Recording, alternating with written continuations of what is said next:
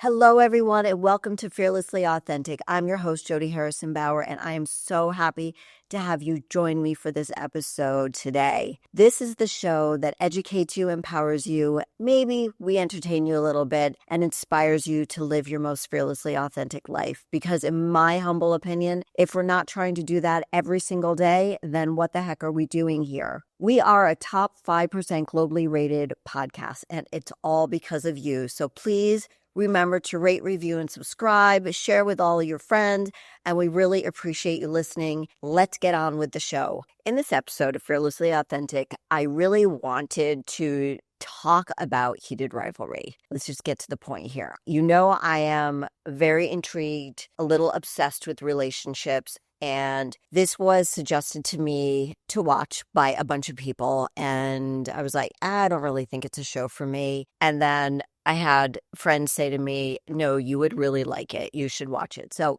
I decided to watch it and I really liked it. The first 2 episodes were a little slow for me, but you're getting to know the characters. I loved episode 3 and 4, and then especially 5 and 6. So if you haven't watched it, I would really strongly suggest watching it. It's a love story.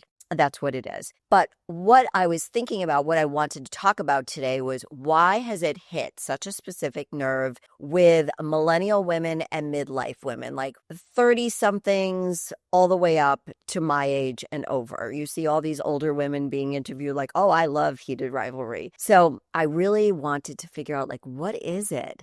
And then remember that movie that came out a long time ago, written by, a woman in her mid-40s, Gray something. It was about that Christian Grey, and it was it was about desires and sex and porn and everything like that. And middle-aged women were going crazy. I never read the book. I was in a relationship and I just wasn't interested. I never read it. So I missed that whole thing, and I didn't have a podcast. And so I didn't have a place to talk about those things. But this one, I was like, let me see. The world is different now. Let me see what everybody's talking about. And I think it hit a nerve with millennial women and midlife women 40 and over, postmenopausal women, and not just in a sexual way. So you think, well, why are women watching this movie? You might think, well, if you're a gay man, you're going to love this movie. But why is it hitting a nerve with straight women? And I also looked into the author, and she is just a normal woman who's written a bunch of these books in these series. And I don't know, it's just like with anything. You post something on social media, you don't know if it's going to hit, but something just hits. Maybe it was the actors, but women, what I'm finding when I did my deep dive was that women, especially 35 and over, are done being told that desire fades with age. So that's what I was told. And that's how my generation felt. And I think even the generation behind me, Gen X, and the younger baby boomers like me, because I was born in 1960. So we were told that once you have babies and once you stop getting your period, you will never be desired at all. And the world that we live in now, women my age and older are showing up for themselves in relationships and are being their fearlessly authentic selves, being fearlessly authentic in their sensuality, their sexuality, their fitness, their health, and they're being very proactive about the things that they desire: sex, wellness, health, healthy relationships, great paying jobs, and doing it on their own without apologizing. And women now know that, but they need to be reminded, because I'm still reminding women that you're not too old in this particular case. You're not too old to feel desire. You're not too old to want to be desired. You're not too old to make yourself feel more desirable. You don't have to apologize for wanting to be desirable. And it used to be something that women my age shamed me for. So when I had my breast implants in my 40s, and I talked about this a long time ago on the show, I was in my 40s, I was divorced, and I got a boob job the year after I got divorced. And I went from a B to a C, not a big deal. And the women in my group that I used to go out for dinner with and out for lunch with, we called it the birthday group, they all, one in particular, made me feel like crap because I wanted to feel sexy. None of these women were working out in shape. They thought they were. But back in 2003, 4, 5, women weren't working out the way they were. I was, but they weren't. It wasn't like the thing to do now. When I run into these ladies now, it's been years, but they'll be like, Jodi, I'm working out now and like I'm prioritizing protein. I'm like, okay, I was telling you to do that in the 90s, but yay, good for you. And I'm not saying that at all sarcastically or facetiously. I'm just saying that that wasn't a thing where it is now. And thank goodness that it is. And you've heard me say this many, many times. I'm glad for what social media has done to help women. I'm glad to be a voice that women listen and hear from. You know, I just got an influx of, we'll get back to Heated Rivalry in a second, an influx of like 7,000 new followers, mostly women, from a video that they saw from Body by Mark. Mark has, I think, last I checked, 1.7 million followers, and he reached out to me to do an interview with. He was going to be in Miami, and he talks to all people who are jacked in shape and so on. So it brought a whole new group of women to my Instagram and social media presence and to this podcast. And I'm grateful that he reached out to me because my goal is to impact as many women as I possibly can. And having a global platform where we can speak to people all over the world is just like the most wonderful gift that this social media could have given us, right? We just have to be careful for how much time we spend on it and how much time not interact with human beings. But I'm from a different generation. That's not a problem. So because of social media, women are becoming more fearless. They are leaning into their desires. And I'm not just talking about sexual desires. They're leaning into their desires to be healthier, wealthier, smarter, sexier, more sexual. Everything that you want to learn about, you can find on social media now. We just need to know the people we need to trust. And just a little side note, be careful of who you follow. Just because somebody says something doesn't mean it's the truth. Look at all their information. There are a lot of fitness people out there that do not know what the hell they're talking about. And I'm not here to shit on the younger people, but there are a lot of young women out there that just look hot because they're young, and they tell you to do Pilates and they tell you to do yoga, and they just happen to be genetically blessed. And I say that because I did also say that in my interview with Body by Mark. And older woman, if you're a postmenopausal woman, 55 and over, and you're taking advice from a 25-year-old, don't. There's no magic pill. There's no quick fix. You've got to do the work.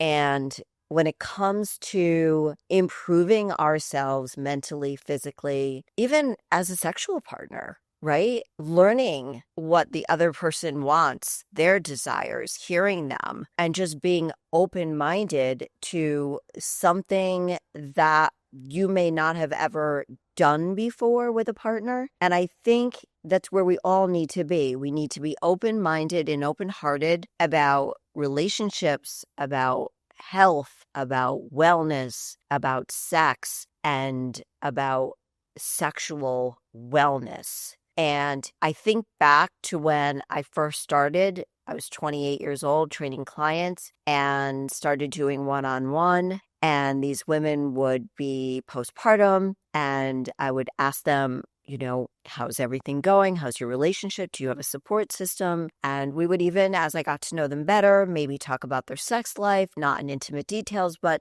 that's a part of their wellness. Like if they're not having a healthy sexual relationship with their significant other, that means that there's something wrong elsewhere. There are two ways to look at a sexual relationship. So it could be romantic and sexual, and you're in love with that person, right? And you really need that to be healthy. Healthy communication, open communication, respect, and both desiring the same things when you are intimate and knowing what each person wants and being open-minded to that. And then there's just the sexual relationship. Again, that should be healthy, but you know that there's not going to be anything more romantically, mindfully, other than the physical part of the relationship. And again, that needs to be healthy in that there is respect and open communication. And I know for myself that I did not have a lot of sexual experience. We are going to talk about heated rivalry, but I'm going to share something with you. I was not a sexually experienced person when I got married. I didn't lose my virginity until I was 22 years old. It was Valentine's Day weekend, senior year in college, and I had sex with my best friend that I had known since 7th grade. And there was no way I was graduating from college as a virgin. And so I couldn't have had sex with a better person because he was gentle and understanding and all that other good stuff. And I knew that, like, I was scared, of course, but anyway. And then 6 months later, I met my ex-husband, the man who became the father of my 2 daughters that I was married to for 17 years. And then I was with him for 20 years and then got divorced at 42. And I was like, okay, it's time to have a lot of sex. And I was not perimenopausal yet, so my libido was working really, really great. And I had a lot of sexual experiences. Crazy, crazy, crazy ones. Nothing that was scary, but I'm so glad that I had them because they were empowering. They opened up my eyes to like so much that was out there. And I realized what a sexual person I was. And I loved that about me. And for all of these women in my birthday group that I was still friendly with these women from I was still living in the suburbs, and these suburban housewives that I was friends with who would always give me shit for getting a boob job, give me shit for like driving a BMW convertible. They gave me shit about everything. They were bitches. They shamed me and they were awful to me. They were just awful. And I remember like the last time I went to a birthday dinner with the group and I took off my jacket and I had like a little bit of a V-neck sweater on. And one of the girls, the worst one in the group, was like, again with the boobs? And I just I went into the bathroom. I started crying. I just ran away from the room and I'm like, I can't be part of this group anymore. And, a lot of people are talking about the Ashley Tisdale thing going on. And I don't know if they did that to her or whatever happened in this group. But like these mom groups are real. So we were in our 40s and she just wanted to fucking shame me. And these were women now that I realize had shitty sex lives, were up fucking tight about, who knows, maybe they were absolute whores in the bedroom with their husbands, and good for them. I hope they were, but they needed to put me in my place, this one in particular, and she just let me have it. It still stings. And this happened when I was 42 years old. So you can imagine, like, I hope she's listening to this podcast too, and she hears me. She was awful to me. I have seen her. I've seen her at funerals and weddings. I just, like, I can't stand her. Anyway, yes, you heard that. So don't let anybody shame you. Don't let anybody tell you that your desires should be something else. You're not too old to be desired. You're not too old to be having sex.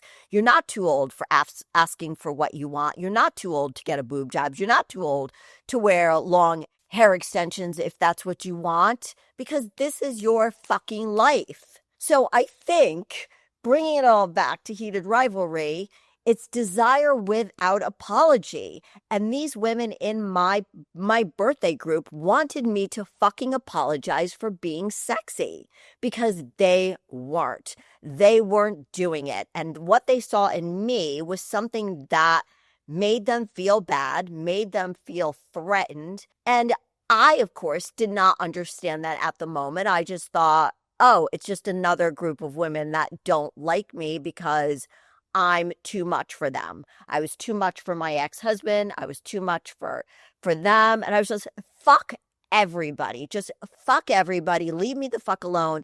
And, I would come to these birthday dinners. They would be like, so Jodi, tell us, who are you dating now? What do you do? And I would tell them about my little sexual adventures, thinking that this was a safe place to share my stories. And all they were doing, because I was so fucking naive, all they were doing was talking about me behind my back. Ladies, if you have friends like this, run. You don't need them in your life. Are we more enlightened as women now? Sure. But then you see all this stuff, and I do not watch Mormon Wives, but you see the cattiness. You see it all on like all those Bravo shows that I don't watch either. But you see, because I see it on social media, you see all the cattiness. You see the jealousy. You see the backstabbing. It's terrible. I've been saying this for 25, 30 years. Women need to cheer other women on. We do not need to be booing them. And, I posted something last week about men, old men, men my age and over, 65 and over, cutting me down, trying to cut me down. You know what? I've dealt with men trying to do that too. And obviously, I've dealt with the women online who've shamed me, who have told me to get back in my lane, that I'm too sexy, I should cut my hair, I should stop posting pictures of me in bikinis. Okay, you know what? I was just ahead of my time. I was just doing all of this stuff before social media. And I remember even back in like 2017, 2018, before everything happened with Sports Illustrated Swim, even my daughters were like, Mom, no. And then these other women were like, Jodi, like people I would ask, like, so can you help me with my social media? And they would be like, well, first of all, you're very beautiful and you've got a great body, but you're not very relatable because, most women your age don't look like you. So, basically, Jodi, can you get a little bit out of shape? Can you get fat? Could you look like fucking shit so you could be more relatable? And I was like, no, I'm not gonna fucking do that. No. It wasn't until, and I'm serious, it wasn't until maybe last year, literally, that I finally had women saying, God, you're so empowering. God, this is wonderful. At 64 years old, I finally had women who would, if I said, hey, looking for some help, how could I get more visibility? I want to really impact more women. And how can I get more visible? And they'd be like, I love what you're doing. Just keep doing what you're doing. So I think as women, we've come a long way. I think there are still a lot of women out there that, I get it. I get it in my DMs, and they even put it out there for everybody to see, and I don't give a shit. But a post that I put up last week was about men cutting me down, men. And in my caption, I wrote, I will block and delete you because I don't need that crap in my life. Like I just told you a story about what happened to me in my 30s, in my 40s. I'm 65 now. I do not have to deal with that shit. So if you like me, follow me. If you don't like me, go find somebody else that is more relatable to you, that doesn't make you feel bad about yourself, because that's the last thing that I want to do. I don't want to make you feel bad about where you are. I want to help you. The thing is, especially with women my age, is that they don't want to hear it from somebody like me. And I know that. My clients are in their 50s. They look at me as a big sister. I don't have clients in their 60s because generally speaking, they know everything already.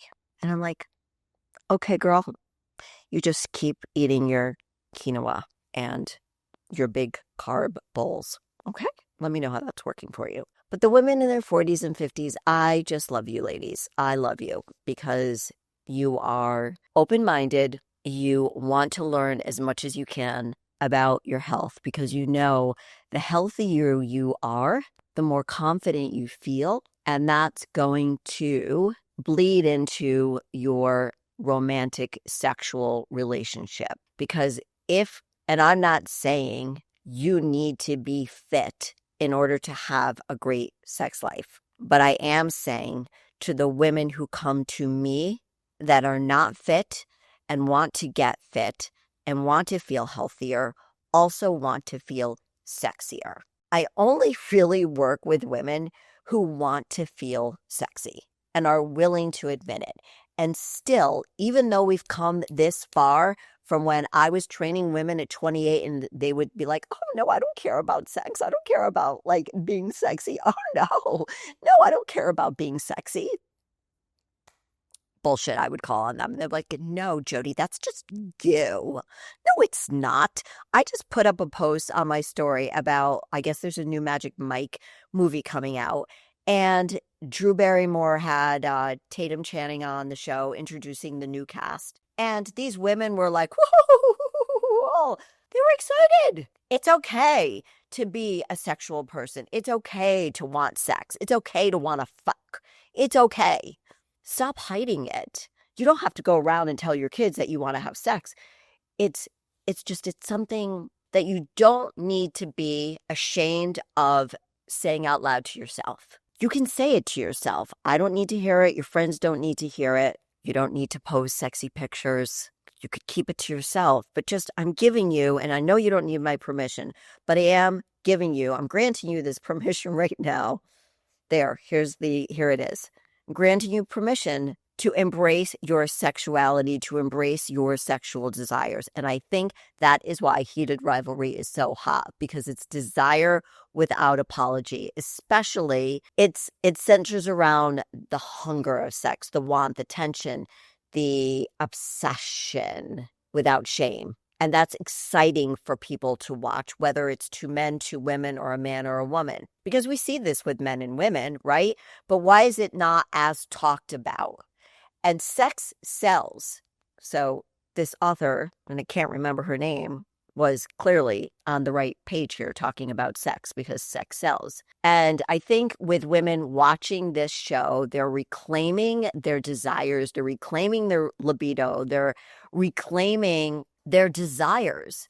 And so watching these men desire each other allows them in some almost secretive way to be like, okay, like I can do that too.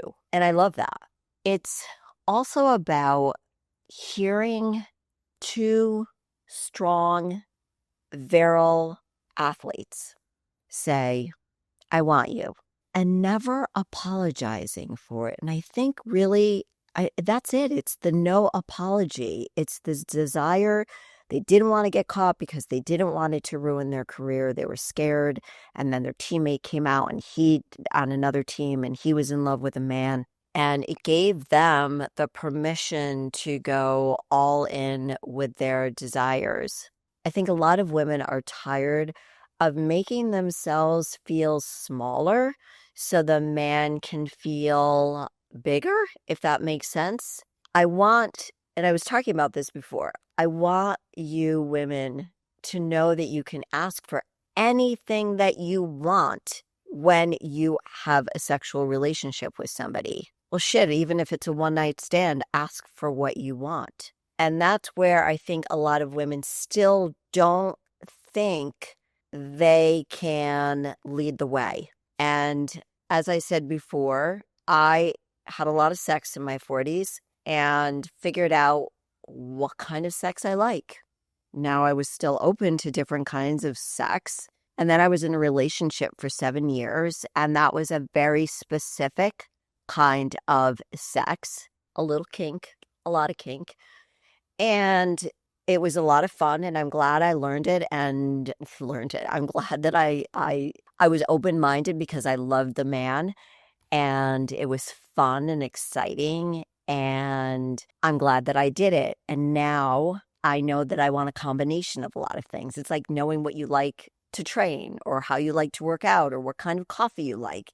It's okay to ask for your coffee the way you like it. And it's okay to ask for the kind of sex that you want. And that part of the relationship is very important. I mean, if you're not having a sexual relationship with your romantic partner, then it's just a fucking friendship. And it makes me a little sad that there are so many women that are all googly goggly about this movie, as if they've never heard of anything like this or seen these desires or wants, because they really have not allowed their desires to be experienced. I think a lot of women are very scared to go into situations sexually that they've never been in. And I will tell you, ladies, to try it out. Try it out with somebody that you feel safe and comfortable with, because a huge part of confidence is having an incredible sex life. If you are connecting with your partner, or you are a sexual partner, doesn't have to be your significant other, whoever you're having sex with, the power of the pussy, I'm just going to say it like it is. There's the power of the pussy. The pussy's very, very, very powerful. And if you step into that power, you're going to see your whole friggin' life change. You will be more confident. You will want to hit the gym more. You will want to be the most incredible version of yourself, because when you're having great sex, everything in your life gets turned up a lot of notches. It's exciting. It's exhilarating. And you have almost like a secret that nobody knows. And nobody knows what that glow is. They think it's a haircut. They think it's that. You're like, no, I'm just getting fucked really well.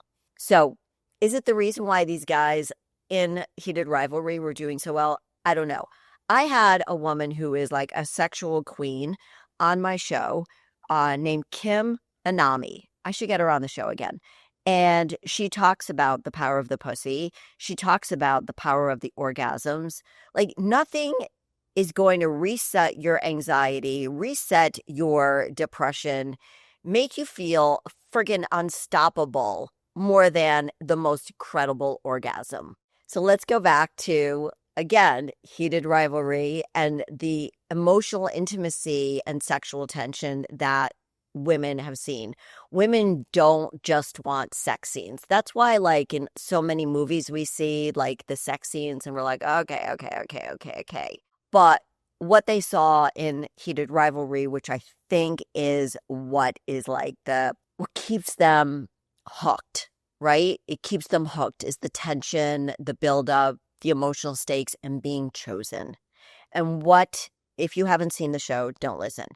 What they wanted was each other. And what they wanted was to be chosen. And this went on for many, many years. And we all want to be chosen.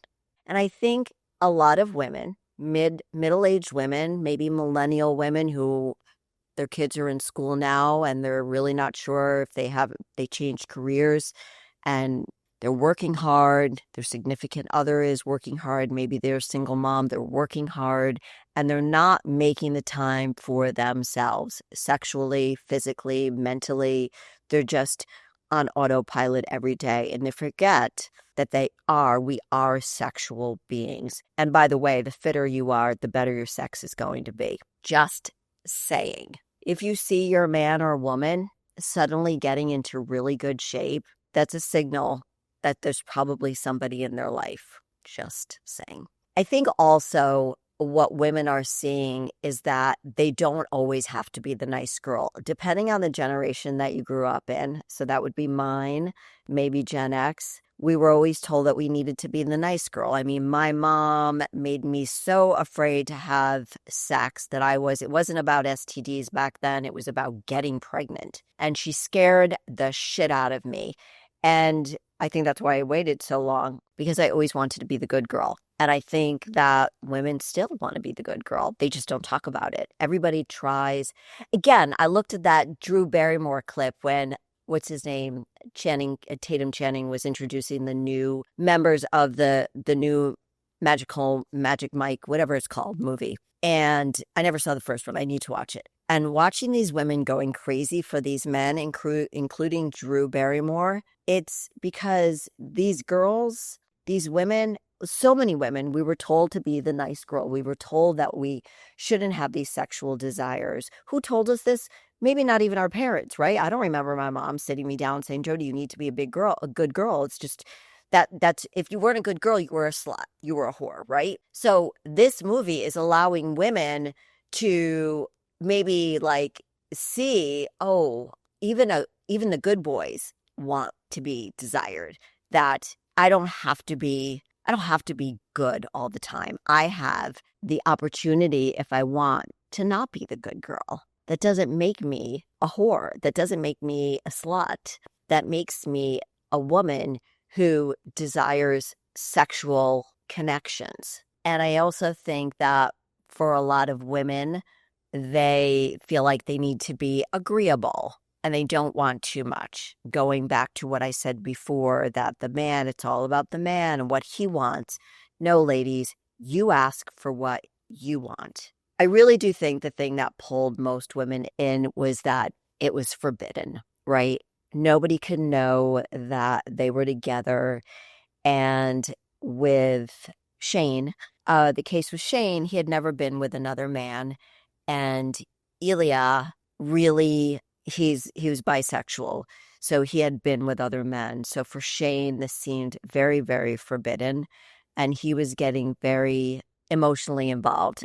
And you see that when it starts happening between the two of them. And many women can relate to, maybe they just had a sexual relationship with somebody and now they're having feelings and they're not sure if the other person is having feelings. So you see this being played out between two men. And maybe women think that it's safer to watch two men have these vulnerabilities and understanding that, and maybe it's more relatable to them. I'm not really sure, but I think the biggest reason that it hits so many women is because it's desire without apology. And I hate the fact that women still need to apologize for wanting to be desired and desiring to be sexual and having sexual fantasies. And they shouldn't. They should be fearlessly authentic in their desires to live the life they deserve and live the life that they desire. And that comes in so many different ways, in every way, and not to be fearful. And what you see with these two men, and again, I think this is why it hits so deeply, is you see these men being fearful of this relationship. First, it's physical, and then it becomes love. It becomes romantic. It becomes emotional. But they first treat it as a very physical relationship, and they're both strong, physically beautiful men. And of course, what woman doesn't love a muscular, fit, strong man? And I think that's also the thing that brings women in. They're like, whoa, this guy's got a hot body. There's a lot of ass shots. They've got great asses. And I think women are standing strong and saying, you know what?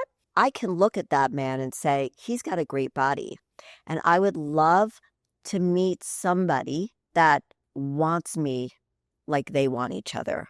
I want to meet somebody who loves me, who chooses me. And I think that's why it hits a nerve, because we see these men. We don't even really look at them, I think, as two men. We look at them as two individuals who are choosing each other, even though it's quote unquote forbidden in their world as hockey players, as professional hockey players, to be gay, to be in a homosexual relationship. It's forbidden. And they don't want to ruin their careers. They don't want to hurt their family. They don't want to be hurt.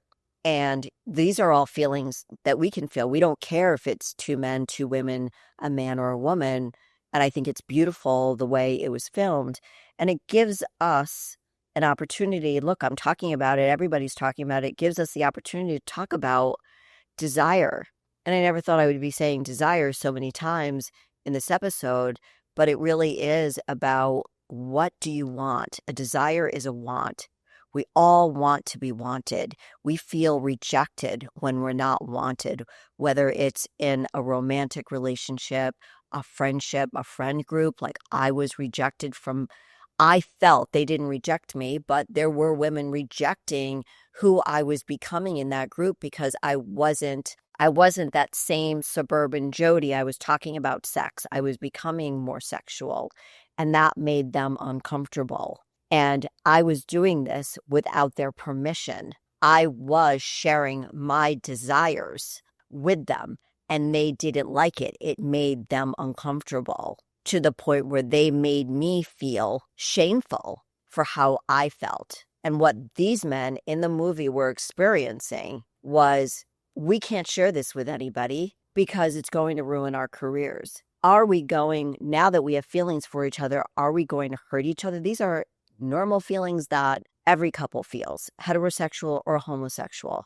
But it gave us a chance to see these two young men relate to each other and have feelings and have desires when it's forbidden, and to eventually, as the way it ends, is eventually sharing it with their family and being accepted by the family for being himself. And there's nothing more freeing than being fearlessly authentic in the way you live your life, whether it's with a sexual partner, friend, at work, health, everything.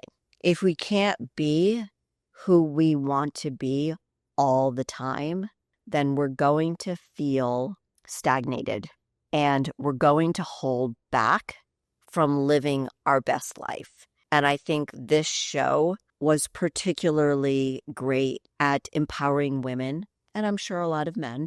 But I think that what's shocking to everybody is how many women are loving this show, movie, because it's a story about it's a love story between two men. So maybe people would automatically think, well, it's only a show for men. And how would I be interested in this? But it's a permission to be who you want to be, how you want to love, how you want to be desired and chosen. And I think that's really all it is. I cried. The parents are great in the movie. And it was really a wonderful show about two men who were rivalries who fell in love with each other. And I think that if we could talk more about everybody just being who they want to be and not who they think they should be, which is why I started this podcast, Fearlessly Authentic. And, I'm going to be honest with you. I started it as a way to talk about helping other people in business and in fitness. But all those things start with the way we feel about ourselves. And sure, we could hide behind our business. We could hide behind our family. There are a lot of ways we can hide. But what really comes through when you feel loved and you're in a healthy relationship where you don't have to hide anything and you can truly be seen for who you are, there's nothing better in the world. And if I'm being very honest, which I'm very honest with all of you, is right now, because I'm not divorced yet, there are a lot of things that I'm not going to talk about because they could come back to harm me, not like physically, but in other ways. So I'm not going to talk about it. And I do feel like I'm a little chained down right now. But I hope you know that and that doesn't mean I'm not being fearlessly authentic because I'm sharing that with you. It just means that, and also being fearlessly authentic, I've talked about this before, it doesn't mean that you tell everybody everything about your life. Just because you're being yourself doesn't mean that you share every secretive thing. That's not fearlessly authentic. That's actually, you need to trust people they need to earn your trust in order for you to tell them the things that you want to share with them. But there are things right now that I can't share. But I do want to share what I am going through and how I feel about so many things. And that I am a sexual person and I'm a fit person and I love to talk about relationships. And I really felt that I needed to get on here and talk about this show because so many women that are my age, a little bit younger, a little bit older, feel that they are too old to ask for what they want. They feel that I talk to women in their 40s and they feel they're too old to ask for what they want. I see women apologizing for the way they might order food. I see women apologizing for the things that they do. Ladies, stop apologizing. You don't need my permission, but I'm giving it to you right now. Go take what you want. Be smart, be respectful, but if there's something that you want, and since we're talking about sex, sexually, then tell your partner this is what you want. If you want to get fit and you want to lose weight and you want to get healthy, then go after it. Come and ask me, but go after it. Nobody should be shamed or be ashamed for asking for what they want in life, in business, personal life, sex life, friendships, everything. Never apologize for who you are, taking into account that you are a respectful, empathetic human being that understands, self-aware. Ask for what you want. My mom used to say this to me all the time. Ask for what you want, Jodi. You'll never know. And with that, I hope that you were able to take something from this episode and go watch Heated Rivalry, embrace your sexuality, go check out Kim Anami. She's great. Ladies, stop making yourself smaller in every way of your life. If you want to go out tonight and put on a pair of high-heeled shoes, a short skirt, a tight top, do it. Dress the way you want. Be you and don't apologize about it. And I think that's the biggest takeaway from the show. Desire without apology. So I hope you enjoyed this episode. I'd love to hear from you. You can email me at jodi@jodiharrisonbauer.com, DM me on Instagram at jodiharrisonbauer. And remember to rate, review, and subscribe. I love hearing from you. And until next time, go be fearlessly authentic. Bye.